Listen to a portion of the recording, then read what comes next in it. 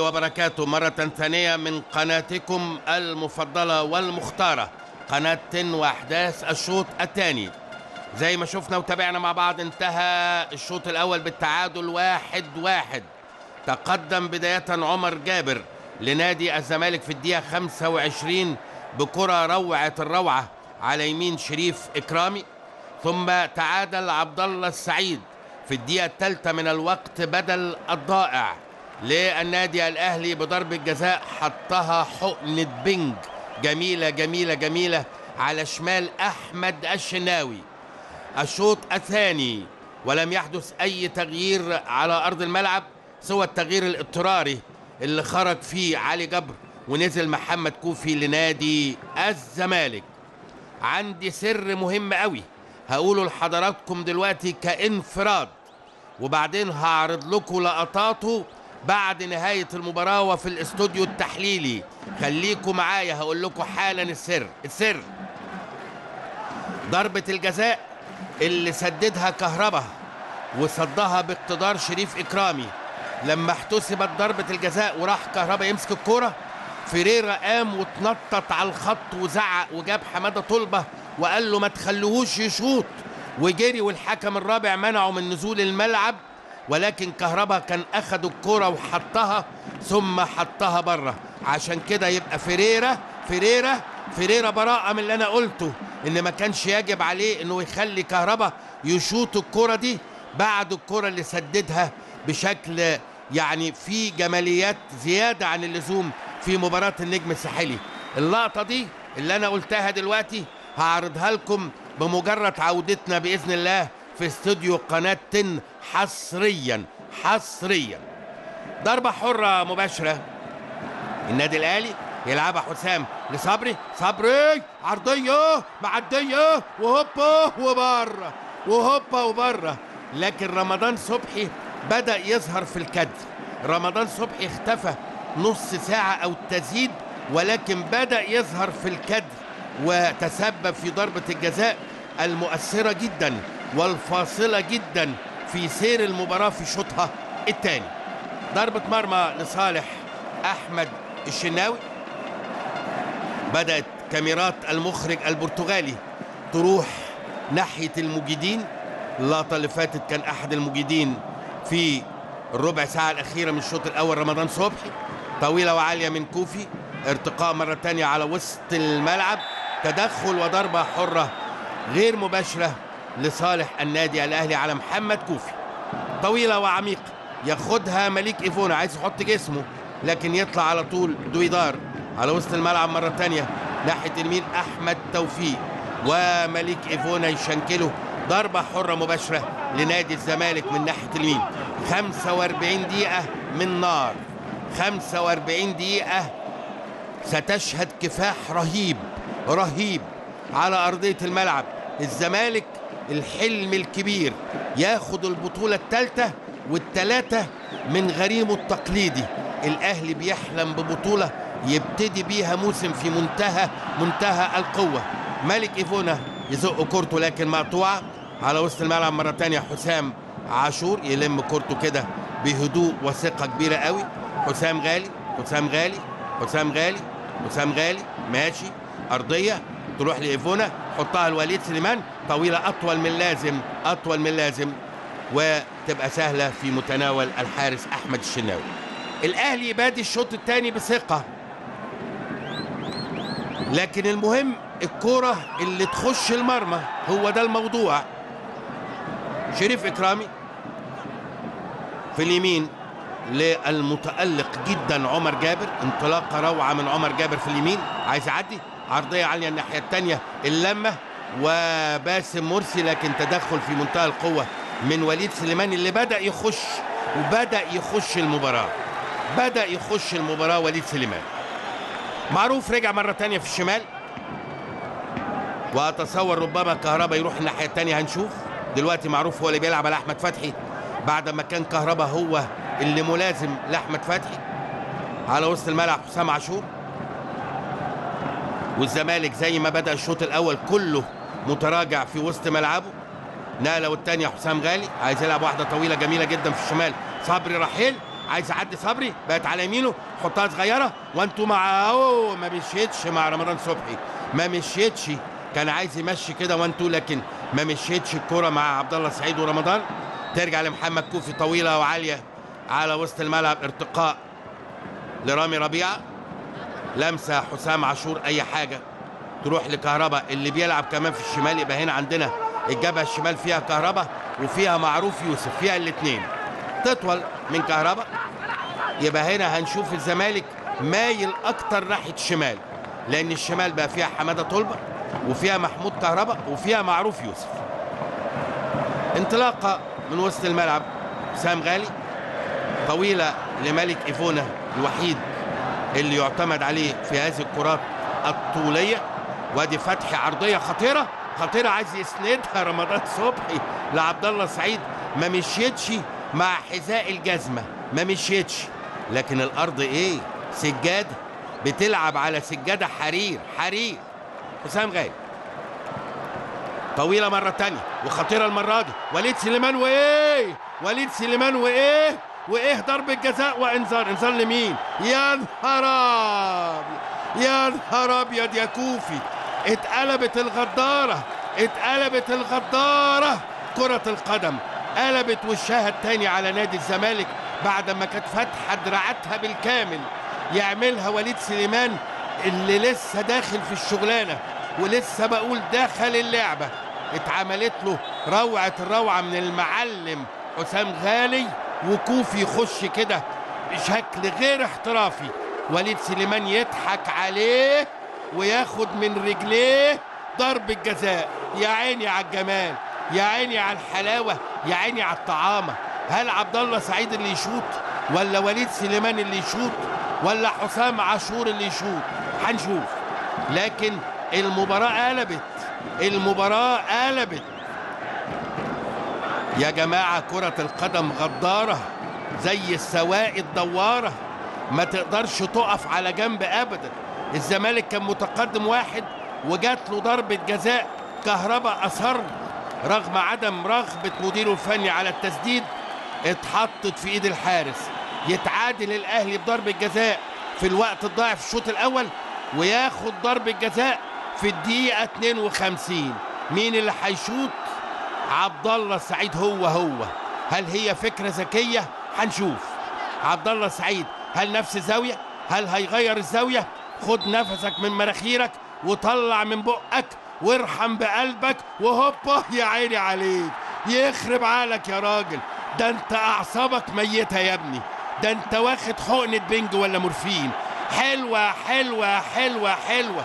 عبد الله السعيد بعد ما حط حقنة في العضلة اليمين بصاله الحقنة في العضلة الشمال، لكن الاتنين كانوا على شمال الحارس. النادي الأهلي ينتفض في الدقيقة 53 ويكرر نفس ما فعله عبد الله السعيد. وكوفي أخذ الولد الصغير وليد سليمان. لكن إيه الجمال ده؟ إيه الجمال ده يا عبد الله؟ يا نهار، يا نهار أبيض عليك يا عبد الله، يا عبد الله يا أخويا سماح، يا عبد الله يا أخويا سماح. حلوة حلوة حلوة حلوة. الهدف الثاني في الدقيقة 52 والإبهار على الوجوه. 2 الأهلي 1 الزمالك. دوام الحال من المحال، عليك ان انت تستثمر كل لحظة. الحكم اللي هنا اسباني، ما هواش حكم من هنا ولا من هنا، لا هيرحم بقلبه ولا هيرحم بعقله. قراره هياخده. انت احمر انت ابيض، ده عندك في بلدك يا حبيبي، لكن انا اسباني، لا اعرف ابيض ولا اعرف احمر. ضربة حرة مباشرة لنادي الزمالك اللي عليه ان هو يعيد بسرعة ترتيب اوراقه قبل فوات الاوان، لكن لسه بدري. المباراة لم تبوح باسرارها بعد. عمر جابر عالية خطيرة من القلب. يا سلام يا حسام يا غالي، في المكان والزمان. روعة الولد ده، روعة روعة روعة روعة. رمي التماس من ناحية الشمال لصبري رحيل، والماتش هيحلو. ليه؟ البرتغالي فيريرا لا يمكن يستمر بشكل دفاعي، خصوصا لو وصلنا للدقيقة 70 والنتيجة زي ما هيفتح خطوط. مع فتح الخطوط هتبان المناطق الفارغة من اللاعبين هنا وهناك، وهتحلو المباراة أكتر وأكتر. لكن مباراة جميلة، مباراة جميلة ومفتوحة، حلوة حلوة حلوة. ضربة حرة مباشرة لنادي الزمالك على وسط الملعب. طارق حامد، حمادة طلبة في الشمال. تسبب حمادة طلبة في ضربة جزاء، وتسبب محمد كوفي في ضربة جزاء، وتسبب أحمد فتحي في ضربة جزاء. الزمالك عايز ضربة جزاء كما لو كان اليوم العالمي لضربات الجزاء. ما هو الراجل ادى 3 ضربات جزاء. خلي بالك نشوفها. طلع حجازي وايضا مرسي، لكن الحكم قال ما فيهاش حاجة. خلي بالك الحكم هو قرار لحظي. نشوف دي الاول. انطلاقة من ناحية اليمين، نقلة والتانية على وسط الملعب حسام عاشور، وفي انذار هنا مؤكد انذار لطارق حامد. الاعصاب هنا لازم تتدخل، الاعصاب لازم تتدخل، لانه ما يجب على الاطلاق ان حد تفلت اعصاب. ما ينفعش في مباراة زي دي، لازم اعصابك تبقى في ثلاجة. لازم. مرسي بيقول والله كذا كذا، لكن واضح ان باسم مرسي خارج ولا ايه؟ يا مخرج ورينا، يا مخرج ورينا الله يخليك. هو زعلان قوي على الكرة اللي فاتت، لكن هنشوف. هو اخذ انذار في الكرة اللي فاتت كمان باسم مرسي. هو اداله انذار. اوكي، للاعتراض. يبقى باسم مرسي اخذ انذار للاعتراض. زي ما بقول لكم الاجانب يا جماعه ما بيهزروش. كارلوس كاربالو رايح يتكلم، يظهر مع حد من الجهاز، وبينبه ده حماده انور المدير الاداري.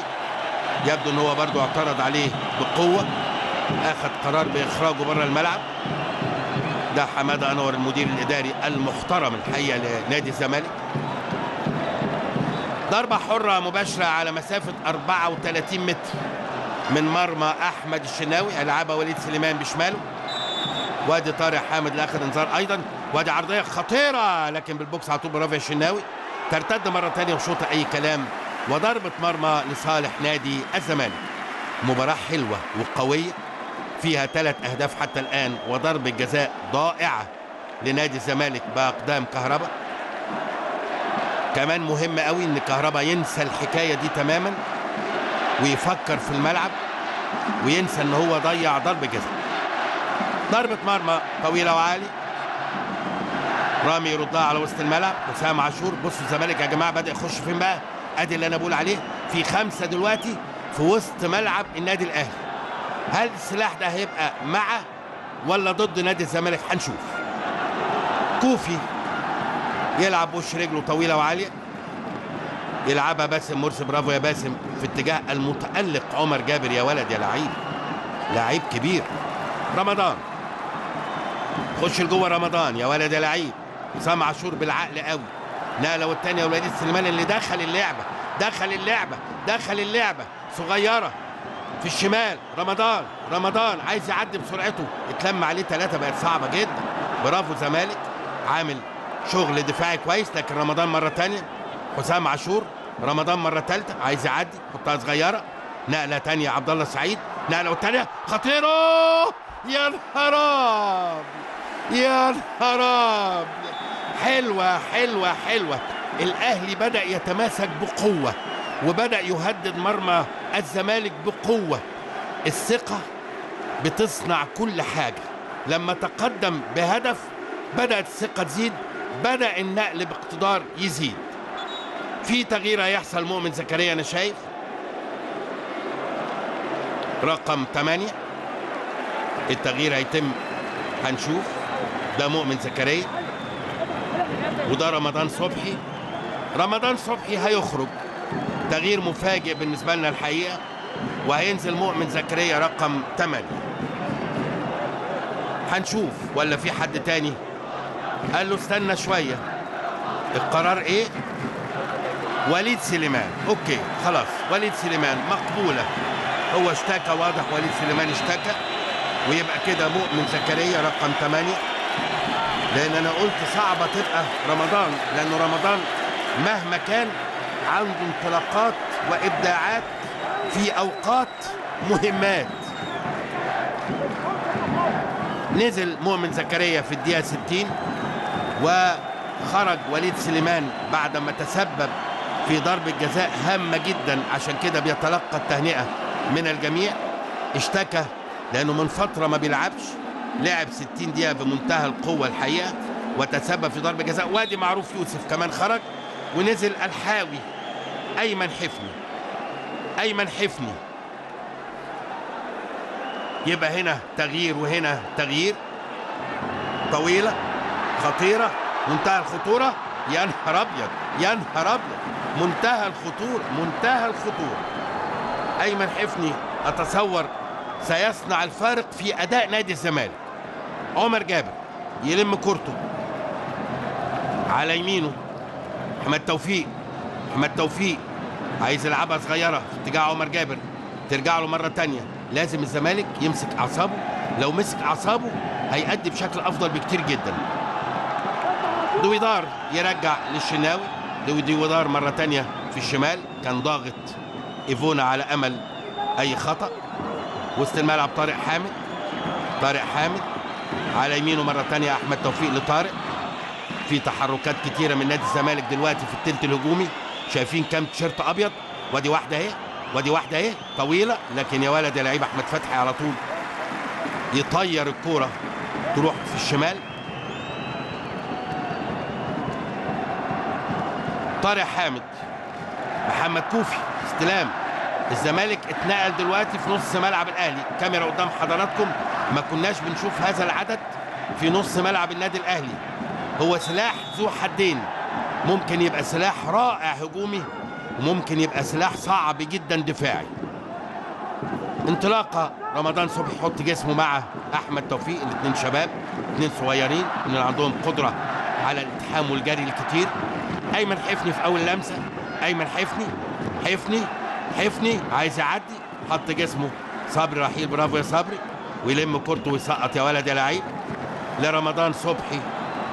عبد الله سعيد، انا اسف، ده مؤمن زكريا. يلا على وسط الملعب مره تانية، سنده بتماسك حسام غالي. سلام عليك يا حسام، لعيب رايق لعيب رايق. مؤمن زكريا، احمد فتحي فتح له مؤمن في اليمين، دخل هو لجوه، دخل لجوه على شماله، على شماله. يا نهار ابيض، لو اتظبطت مع ايفونا كان بقى فيها كلام تاني خالص. حلوه حلوه حلوه.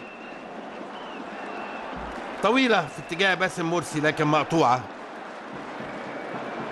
مره تانية في الشمال، باسم على وسط الملعب. طارق حامد اللي مأدي مباراه رائعه هو وعمر جابر الحقيقه. حماده طلبه يلعبها اي حاجه مقطوعه النادي الاهلي. حسام غالي بيحب القصير، بيحب القصير، لعب فعلا قصير. حسام غالي طبعا بيهدي اللعب ويموت الفرقه اللي قدامه بنقلات كتير. اكتر حاجه تتعب اي فرقه انقل عليها كتير زي كده.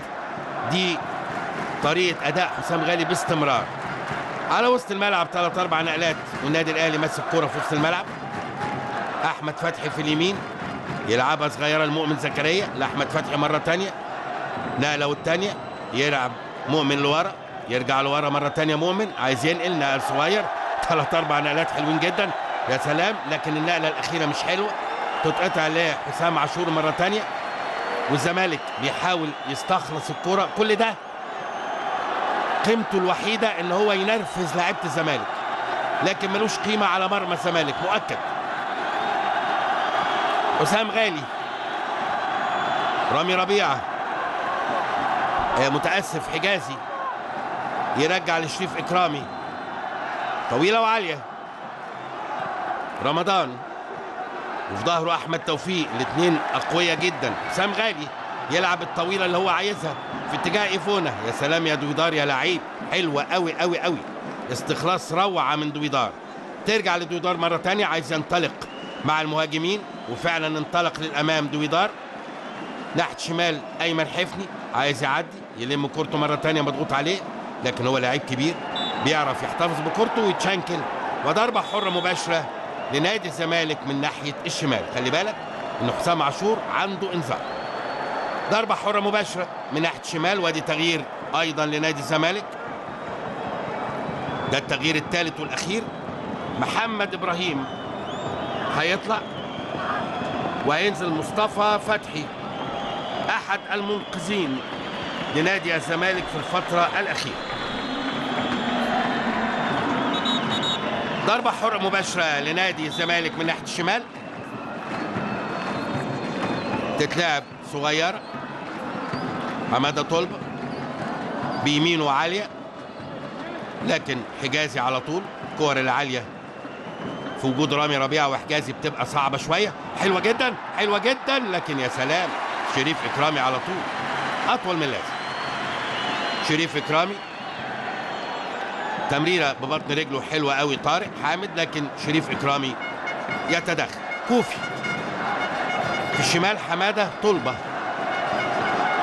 تتاخد من حماده لان ده مش مكانه، برغم ان هو مكافح كفاح كبير جدا، لكن تبقى رجله الشمال مش موجوده. صغيره المره دي من حسام غالي مقطوعه على وسط الملعب. مصطفى فتحي اول لمسه له، انطلاقه من ناحيه اليمين لكهربا، ماشي كهربا عايز يعدي عايز يعدي، وخطيره وتضرب وتطلع، لكن كهربا خطير. جه كهربا في اليمين، ضربه مرمى. مظبوط يا كهربا، مظبوط يا كهربا. اخر واحد ضربت في رجله هي كهربا فعلا. خلي بالك اهي اهي، ادي كهربا اهو اخر واحده، واضحه جدا يا كهربا. لكن كهربا في الشمال خطير، في اليمين خطير، برغم ان هو لم يمتثل لتعليمات فريرا ان هو ما يشوطش ضربه الجزاء، لكن ما قدرش فريرا يعاقبه باخراجه لانه لعيب مهم، وبالتالي فريرا قراره صح 100%. العقاب يبقى بعد المباراه لعدم الامتثال للتعليمات. طويله وعاليه شريف اكرامي، احمد توفيق وتدخل، ترجع مره ثانيه للنادي الاهلي اللي يطلع بروح رياضيه الكره بره. برافو، الف سلامه عمر جابر، من اللاعبين اللي اخلاقهم عاليه جدا جدا جدا، وروح حلوه قوي قوي مع حسام غالي. رمي التماس هترجع للنادي الاهلي طبعا من محمد كوفي، روح رياضيه جميله جدا جدا جدا.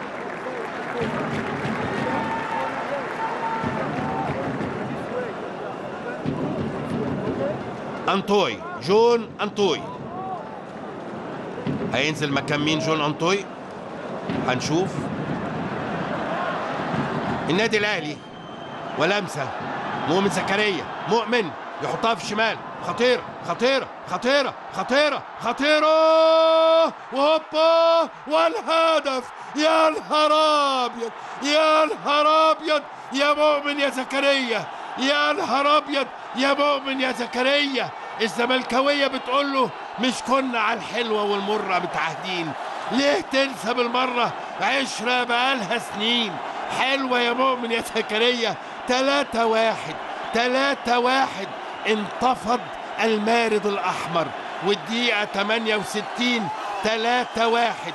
مؤمن زكريا بضربه راس روعه الروعه يحطها في المقص البعيد العالي، في المقص البعيد العالي.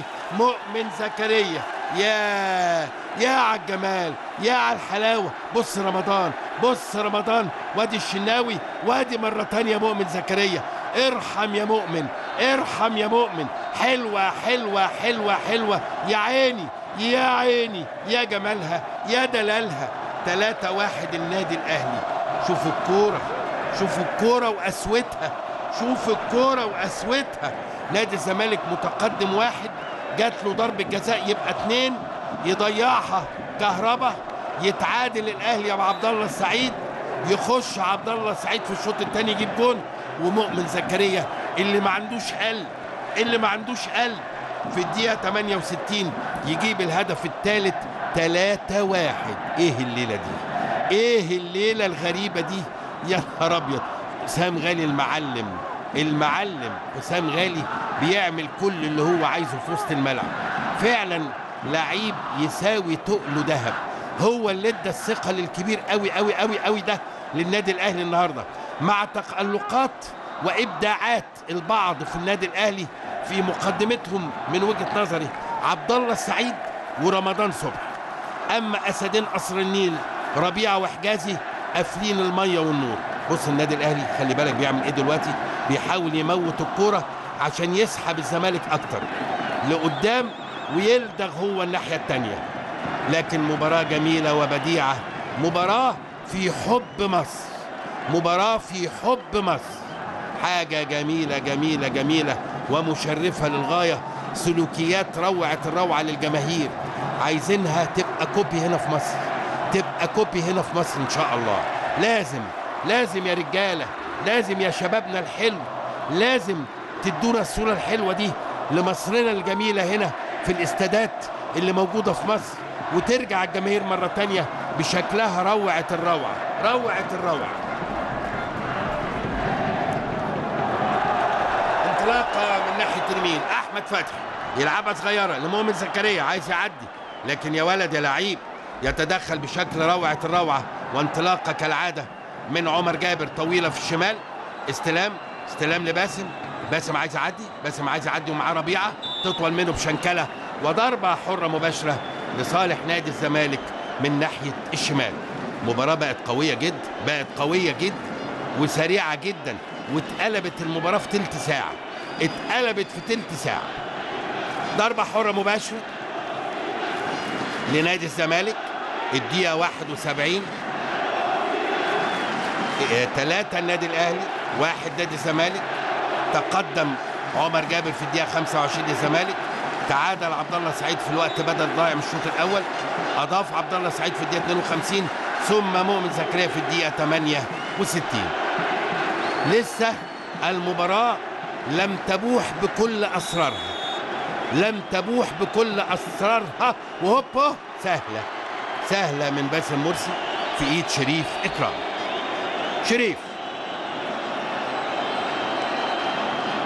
لكن لازم نحيي نادي الزمالك حقيقه، يعني هو طبعا المباراه لسه ما انتهتش وما تضمنش على الاطلاق مين هياخد كاس السوبر بالرغم ان النتيجه 3-1، لكن لازم تحيي نادي الزمالك اللي اعاد مره ثانيه للاذهان اللعب الجميل وروعه الروعه. مصطفى فتحي عايز يكمل من ناحيه الشمال لكن مقطوعه لصبري رحيل، صبري ضغط عليه مصطفى، يا ولد يا لعيب، بمنتهى الهدوء لحسام عاشور ملك الهدوء، ارضيه صغيره، نقلتين 3 حسام عاشور مره ثانيه، يفتح هناك خالص في اليمين عند احمد فتحي، بيتحرك له مؤمن زكريا ومعاه باسم مرسي. احمد فتحي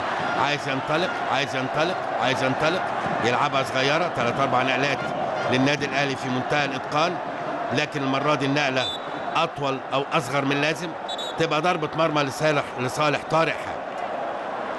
طارق حامد طبعا سخن، وده وضعه طبيعي جدا وفقا لسير المباراه.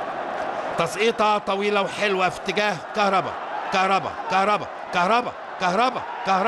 حكم بيقول ما فيهاش حاجه، الكل عايز ضربه جزاء كما لو كان اليوم العالمي لضربات الجزاء. حجازي بيقول له قوم يا كهربا ما يصحش كده، وكهربا طبعا بيدور على ضربه جزاء. هم متصورين اللعيبه في ارض الملعب انه الحكم مدام حسب ضربه جزاء اي واحد هيقع داخل المنطقه هياخد ضربه جزاء، وهذا غير حقيقي على الاطلاق. ضربه حره مباشره لصالح النادي الاهلي، تدخل قوي من حماده طلبه وياخد انذار لحماده طلبه.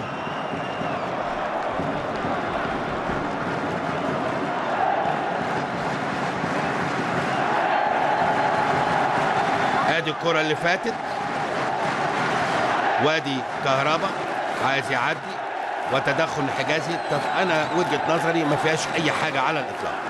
كهربا بيتكلم مع كارلوس كاربالو، كل الكلام ده مش هيجيب اي نتيجه خالص، واخد انذار للاعتراض. هي دي النتيجه الوحيده للكلام مع الاسباني كارلوس كاربالو.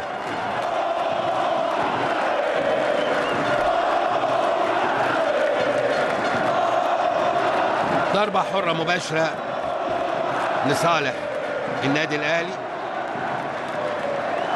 تتنقل الكرة حسام عاشور داخل لجوه. حسام عاشور بيدور على النقلة، نقلة حلوة خطيرة هوبو، لكن عالية عبد الله السعيد المتألق، وانا حطيته من ضمن مبدعي النادي الاهلي. ليه؟ لانه سدد ضربتين جزاء عايزين اعصاب من حديد. ضربة مرمى لصالح نادي الزمالك. احمد الشناوي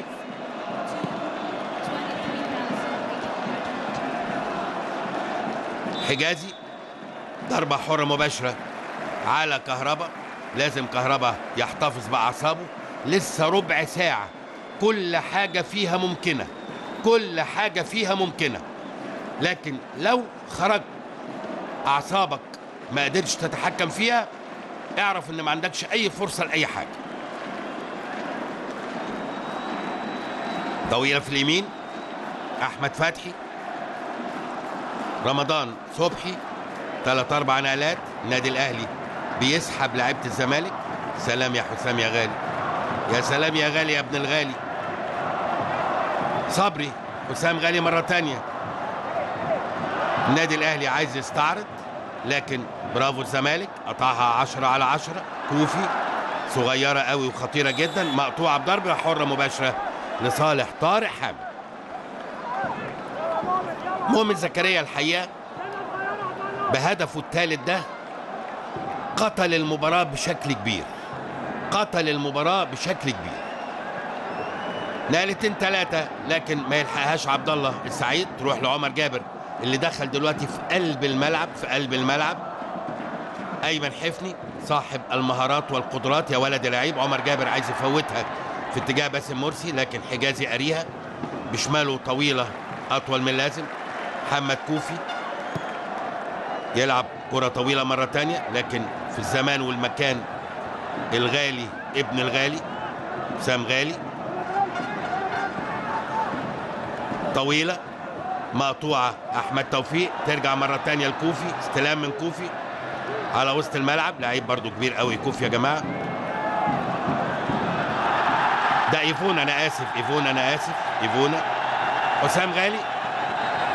ايفونا على وسط الملعب، وفي لاعب رمضان صبحي في احتكاك ملوش اي معنى. عيب يا جماعة. رمضان صبحي يبدو في كرة كده تدخل فيها وحمادة طلبة عمال يكمل فيه. ما يصحش الكلام ده خالص. عيب. حجازي تدخل على طول ومحدش يخش من جوه، لانه هذا مظهر لا يليق ابدا. وايه اللي منزلك يا حازم؟ الكلام ده عيب يا جماعة جدا. حجازي اخذ رمضان صبحي بعيد. الكلام ده انا قلت يا جماعة لازم نحتفظ باعصابنا في هذه اللحظات. اللعيبة لما تخرج عن الاطار يبقى احنا كده نقول للجمهور يعمل ايه. ده امر لا يليق على الاطلاق. طلع كارلوس كاربالو من الملعب لانه ما حبش هذا المشهد على الاطلاق، ساب الملعب وخرج. مؤكد هيرجع تاني، لكن لا يليق ابدا هذا المشهد ابدا. عشان ما اظلمش، اذا المخرج عاد لنا اللقطه هنقول مين المتسبب الاول، ولو انه حتى لو كان في متسبب اول ايا كان من هنا او من هنا، ما يجب ان يستمر الوضع بهذا الشكل على الاطلاق. نشوف اللقطه اهي مره تانية. ده ايفونا لعب عادي جدا لغايه دلوقتي، مفيش حاجه. انا شايف هنا رمضان قاعد على ركبه جنب كاربالو بيقول له قوم.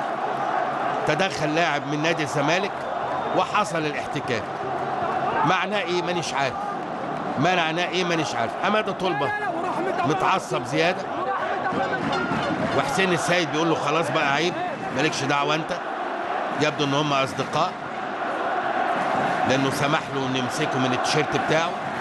وحسين السيد ظهرت عليه بوادر العقل فجأة وبقى قايم بدور الحكيم على ارض الملعب. وادي المشهد، حجازي سحب رمضان. يبقى هنا المشهد اللي انا شفته انه وقف على الكرة مرة تانية، نفس الحركة هي بتاعة رمضان صبحي. فمش عاجبهم لعيبة الزمالك، ونزل حازم امام. ما يجب ان انت تنزل ابدا يا حازم. وحسام غالي بالتالي تدخل في الموضوع، وبدأ الشناوي يخش يحجز. لكن مشهد ما يصحش برضو. يعني اقول لرمضان صبحي لازمتها ايه يا رمضان؟ يعني هي الوقفه دي ماشيه في دمك؟ عملها قبل كده وعملت مشكله، وكان حازم امام ايضا الطرف الاخر لما شاطه في رجله من غير كوره. بيكررها مره تانية رمضان. عندك 18 سنه ماشي، لكن يبقى ان انت بقيت لاعب في النادي الاهلي وفي منتخب مصر، لازم تضبط اعصابك اكتر من كده. ده بالنسبه لرمضان. بالنسبه لحازم امام اللي بره، تخش ليه يا حازم؟ لان دخولك اشعل الموقف زياده عن اللزوم، زياده عن اللزوم. حماده طلب احتد وحط كده بنيه كده هاديه في السكه، برضو ده ما يصحش ابدا، لان الحاجات دي بتشعل الامور. الحكم البرتغالي قال لك سيبك من الخوته دي. هات لي مراسل من هناك بسرعه، نحاول نجيب مراسل من هناك يقول لنا الموقف ايه دلوقتي. لكن المخرج البرتغالي احمد المصري، قول لنا ايه اللي حصل يا احمد بسرعه. دي طبعا اعاده للاهداف، وادي ضربه الجزاء كوفي وليد سليمان، وتسديده عبد الله السعيد الرايقه الرايقه قوي قوي قوي قوي. وبعد كده الحقيقه هدف روعه الروعه روعه الروعه، بدأ برمضان صبحي عرضيه ارتدت بالشناوي حطها براسه في اخر حته في المرمى. هدف روعه الروعه لمؤمن زكريا، الحقيقه هدف جميل جميل جميل جميل جميل. ادي وقفه رمضان صبحي اللي اثارت المشاعر، وادي عمر جابر اللي مش عاجبه. احمد يا مصري بسرعه قول لنا الوضع الحالي ايه. احمد المصري. طيب الو. قول لنا بسرعه الوضع ايه في الملعب دلوقتي. قولوا له يا جماعه يقول لنا من غير ما يقول لي الو، يحكي على طول.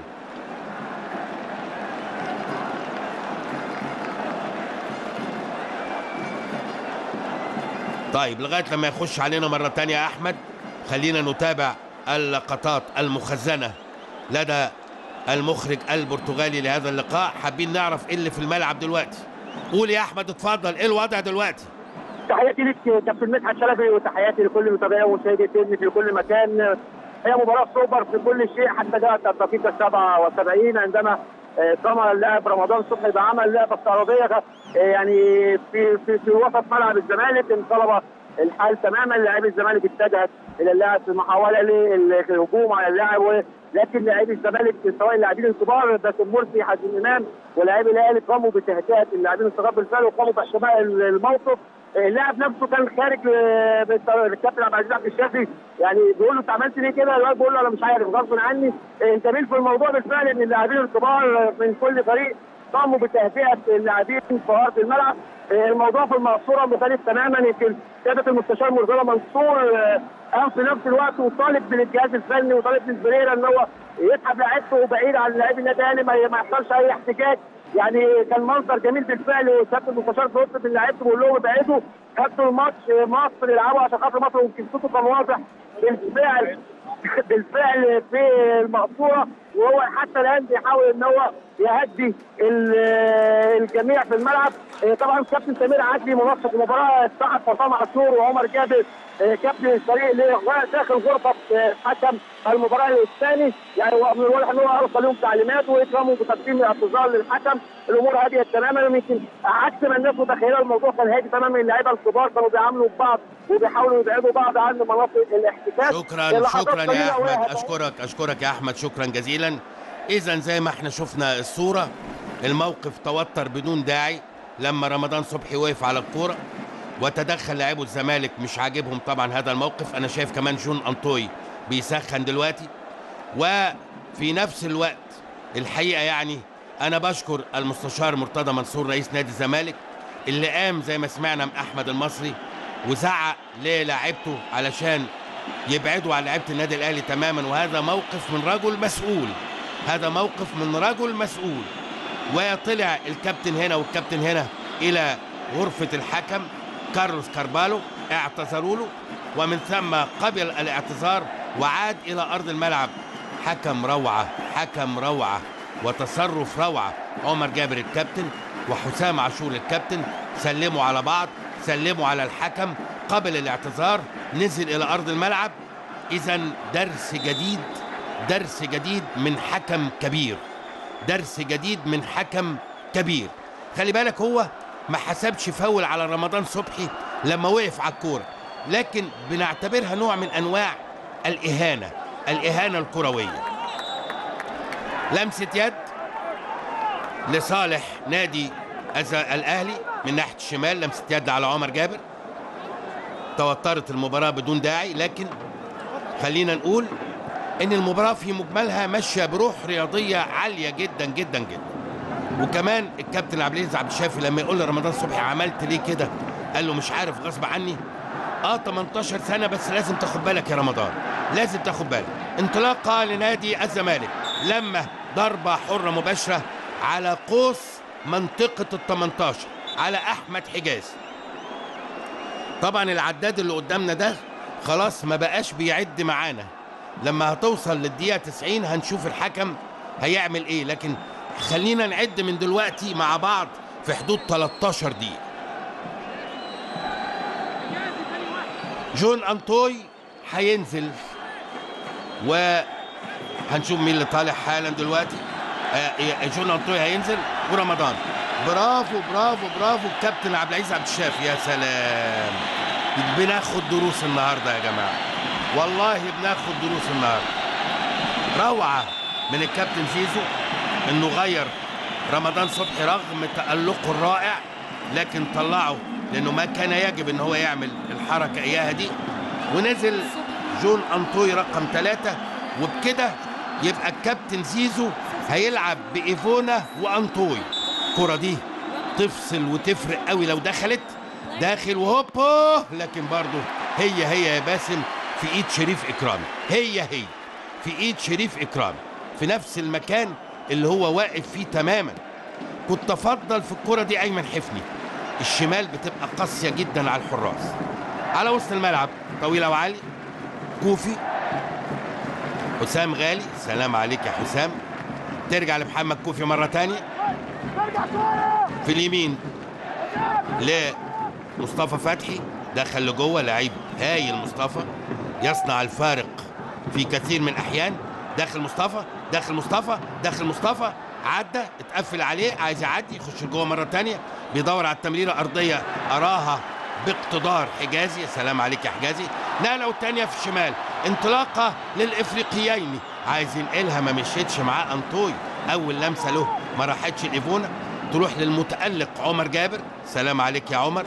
مقطوعة للنادي الأهلي. صبري رحيل النهارده عامل ماتش حلو قوي الحقيقة يا جماعة. نقلتين 3 حسام غالي على وسط الملعب. يا سلام على النقل. حسام غالي مرة تانية هيفتح في اليمين، ماشي بالراحة قوي قوي قوي قوي، فتح لمؤمن زكريا، مؤمن داخل لجوه، حل عليه من بعيد كهربا، حطها في اليمين، انطلاقة وفي مساحة مؤمن زكريا. مؤمن أرضية مش معدية، مقطوعة لنادي الزمالك. طارق حامد عامل جيم ايه يا جماعة، طويلة وعالية من دويدار، لكن حسام عاشور لحسام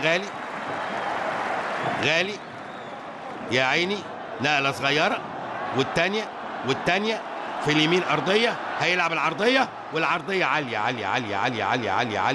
وحشة. بالرغم ان احمد فتحي ما كانش حد معاه على الاطلاق. الكور دي تتلعب يا اما أرضية برازيلية عنيفة وقوية، يا اما عالية ولكن بسرعات عالية كمان، لكن البالونة دي ما تنفعش. شناوي طويلة وعالية في الشمال، أطول من اللازم، ما يلحقهاش كهربا، تبقى رمي التماس لصالح النادي الأهلي من ناحية اليمين. رمي التماس، جون أنطوي نازل بصحته وعافيته، سحبه بمنتهى القوة حمادة طلبة، تبقى ضربة حرة مباشرة لصالح النادي الأهلي من ناحية اليمين. أهلاوية فرحانين وده حقهم، الزملكاوية زعلانين وده طبيعي، لكن ما تزعلش أكتر من لازم، خلاص مباراة. وعلى فكرة لسه بدري. طويلة وعالية، محمد كوفي، استلام جاي له طارق حامد، يكمل كوفي وبطن رجله حلوة جدا جدا للولد الشقي مصطفى فتحي، يسحبه من ايده مؤمن زكريا، تبقى ضربة حرة مباشرة للزمالك من ناحية اليمين. زعلان فيريرا ليه؟ المباراة كانت في متناوله، كان ممكن يبقى 2-0 والدنيا تتغير، لكن سبحان الله. طويلة خطيرة خطيرة خطيرة والهدف. بقول لحضراتكم لسه بدري، بقول لحضراتكم لسه بدري. حلوة حلوة حلوة حلوة من كهربا، غمزها بوش رجله الخارجي. روعة الروعة يا كهربا، روعة الروعة يا كهربا. نقلة جميلة جميلة جميلة بوش رجله حطها عمر جابر. حلوة قوي، يا سلام يا جابر. جميلة جميلة، وكهربا بوش رجله الخارجي. روعة روعة روعة روعة يا كهربا. الله الله عليك يا كهربا. حلوة حلوة حلوة حلوة. محمود كهربا في الدقيقة 90 وفقا للزمن اللي قدامي. النتيجة 3-2 ولسه ولسه ولسه. مؤمن زكريا دفعة، لكن الحكم بيقول ما فيهاش حاجة. فعلا ما فيهاش حاجة. تروح لمصطفى فتحي. 3-2 يعني ايه؟ يعني هدف تبقى 3-3. نروح لضربات الترجيح. الله أعلم الله أعلم. على وسط الملعب تتلعب صغيرة، نقلة والتانية للنادي الأهلي. مطلوب النادي الأهلي يتماسك بقوة في هذا التوقيت. مطلوب من الزمالك ينتفض بقوة في هذا التوقيت. مطلوب من أنطوي إن هو يلف ويبص. لف وبص وعايز يعدي وخطيرة. يا سلام يا سلام على التدخل. أحمد توفيق مع ملك إيفونا في التوقيت. روعة الروعة، روعة الروعة، روعة الروعة. يا سلام يا سلام عليك يا توفيق، يا سلام عليك يا توفيق. ودخل معاه ملك إيفونا بمنتهى القوة، وتبقى ضربة حرة لصالح نادي الزمالك. انتفاضة المارد الأبيض طويلة وعالية. حجازي اللمة، باسم مرسي يلم. يا لعيب، حلوة جدا، خطيرة جدا، عرضية جدا، مش معدية جدا. تبقى رمية تماس جدا جدا جدا لنادي الزمالك من ناحية الشمال. بدأ الأهلي يقلق، بدأ الأهلي يقلق. وادي واحدة من الشمال، أيمن حفني اللعيب عايز يعدي ويلم ويعدي ويقع. حكم بيقول له ما فيهاش حاجة خالص. يتدخل على طول قبل شريف إكرامي ويطلع عالية رامي ربيعة. محمد كوفي مرة تاني في اليمين. أحمد توفيق تدخل صبري رحيل. رمي التماس لنادي الزمالك. عمر جابر لعيب كبير يا جماعة جدا. عمر جابر عمر جابر عمر جابر عمر جابر بره. هارد لك يا عمر، هارد لك يا عمر. انت عامل ماتش كبير قوي يا ابني، عامل ماتش عظيم عظيم. نجم اعتقد نادي الزمالك النهارده من وجهة نظري عمر جابر وطارق حامد. عاملين ماتش روعة. يتحط لهم طبعا كهربا، لكن ينقص شوية لانه ما مشيش مع تعليمات مدربه وشاط ضربة الجزاء. احنا دلوقتي في الدقيقة 3. وادي محمد نجيب. مين اللي طالع بقى هنا؟ الكابتن زيزو هيلعب دفاعي، هيلعب بليبرو، هيرجع لطريقته التقليدية. وايفونا تمام. محمد نجيب رقم 23 وهيطلع مليك إيفونا رقم 15. يبقى كده اتصور انه الكابتن عبد العزيز قرر ان هو يلعب الوقت المتبقي بليبرو. هيبقى محمد نجيب ورامي ربيعة واحمد حجازي في القلب، احمد فتحي في اليمين، صبري رحيل في الشمال. وسط الملعب حسام عاشور وحسام غالي. قدامهم مؤمن زكريا وعبد الله سعيد، وفي الامام جون انطوني. الزمالك وجمهوره بيدعي، بيقول يا رب، والاهلي شرح. لكن المباراة يا جماعة حلوة قوي قوي. هنقطع من الشريط شوية اللغط اللي حصل ده وهنروح لجماليات المباراة كلها. مرة تانية كهربا للمتألق طارق حامد. في اليمين أحمد توفيق، حطها صغيرة لمصطفى فتحي الولد الشقي. عمر جابر أرضية معدية طويلة، والزمالك بدأ يمسك كرة على النادي الأهلي، والأهلي بدأ يتراجع بقوة حفاظا على النتيجة.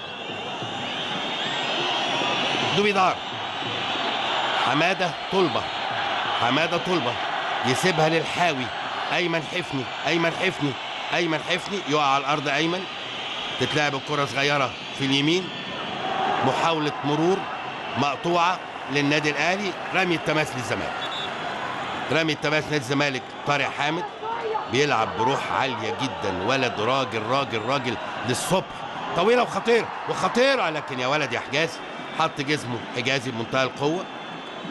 تتلعب الكره مره تانية على وسط الملعب، حسام عاشور، جون انطوي، حسام غالي يحطها حلوه قوي قوي في الشمال، عبد الله سعيد يخش لجوه، تطول منه يقع على الارض، ياخد فاول، ضربه حره مباشره لصالح النادي الاهلي. ادي عبد الله سعيد وتدخل من القوي احمد توفيق، وضربه حره مباشره لصالح النادي الاهلي. ضربه حره مباشره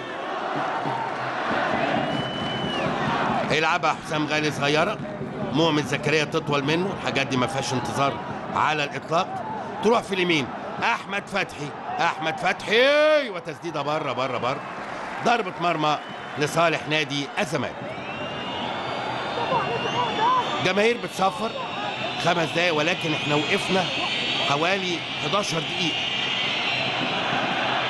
طبعا كان مهم قوي ان مخرج اللقاء يحط لنا مجمل الوقت اللي هيتحسب، او المساعد يورينا، مساعد الحكم كان يورينا، لكن سابوها لاجتهاداتنا. انا اتصور لسه مش اقل من 5 دقايق. طويلة وعالية، محمد كوفي في اليمين، مصطفى فتحي، ماشي مصطفى، ماشي مصطفى، معدى من مؤمن زكريا، مصطفى عايز يعدي يحط رجله، مؤمن زكريا، تبقى ضربة ركنية لصالح الزمالك من ناحية اليمين. هيلعبها بشماله مصطفى فتحي في اتجاه المرمى مباشرة، مصطفى فتحي وعرضية خطيرة تضرب في مؤمن زكريا على وسط الملعب مرة تانية. الزمالك ضاغط بمنتهى القوة، تسقيطة طويلة في اليمين حلوة جدا جدا لمصطفى فتحي، استلام من مصطفى، مصطفى عايز يعدي، يلعبها صغيرة خطيرة سهلة، خطيرة وسهلة، لكن كهربا خطير يا جماعة، كهربا لعيب في منتهى الخطورة الحقيقة، مكسب كبير جدا جدا جدا للزمالك كهربا، مكسب كبير. بص الولد يا سلام، ولو زقها زقة جامدة شوية في البعيدة كان بقى كلام تاني. فيريرا تعب، فيريرا تعب. طويلة، انطلاقة لعبد الله السعيد، حكم ادى لمسة يد على عبد الله السعيد، هيلعبها طارق حامد، هياخد انذار. يا عبد الله، يا عبد الله، الراجل ده ما يمشيش معاه الكلام ده. انذار عبد الله السعيد. مشكلتنا يا جماعة ان احنا اتعودنا اهلي وزمالك اول ما حد يلمسنا الحكم بينجدنا، لا نتعود على الصح بقى. ايمن حفني ماشي، ايمن، الزمالك ضاغط ناحيه اليمين، مصطفى فتحي، مصطفى فتحي ده له احمد توفيق، لعبه عرضيه خطيره خطيره خطيره عاليه خطيره ومعديه، باسم مرسي ومعديه ومعديه. عندنا دلوقتي يا جماعه فاضل 3 دقائق او دقيقتين، خلينا اقول لكم بدقه شديده، فاضل دقيقتين، فاضل دقيقتين. الاهلي بيدافع والزمالك بيهاجم، يبقى جون انطوي بمفرده في الامام، ده راجع حتى على وسط الملعب اهو انطوي، 3 4 نقلات نادي الزمالك، عايز يخترق. محمد كوفي بطن رجله حلوه جدا، استلام، تدخل، المرتده هتبقى خطيره لو عرفوا يعملوها النادي الاهلي، ضربه حره مباشره لصالح النادي الاهلي، وانذار لاحمد توفيق. خلاص بنلعب في الوقت القاتل من المباراة، باسم مرسي نط في حمام السباحة، وضربة حرة مباشرة للنادي الأهلي، وادي رجولة شديدة جدا تصل لدرجة الخشونة من كلا الفريقين. جماهير الأهلي سعيدة جدا جدا، طبعا طبعا طبعا.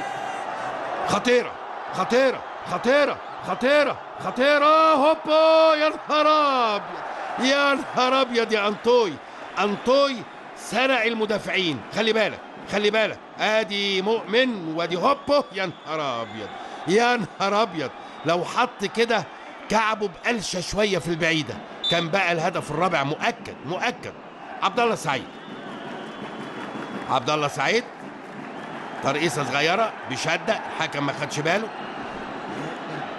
تمشي لنادي الزمالك طويله وعاليه، ارتقاء على وسط الملعب. حجازي، ويطلق الحكم الاسباني كارلوس كاربالو صفارة نهاية الشوط الثاني والمباراة بفوز النادي الأهلي بالسوبر الرابع بعد أن تغلب على منافسه وغريمه التقليدي نادي الزمالك 3-2 في مباراة روعة وروعة الروعة. أدى فيها الفريقين أداء مبهر. مفيش أبدا مشكلة. بكلم جمهور الزمالك